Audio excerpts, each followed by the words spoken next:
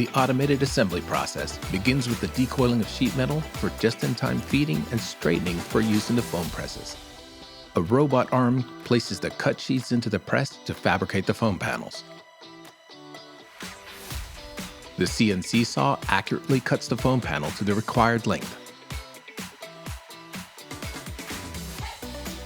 The tank press uses pressure and temperature to form the tank component.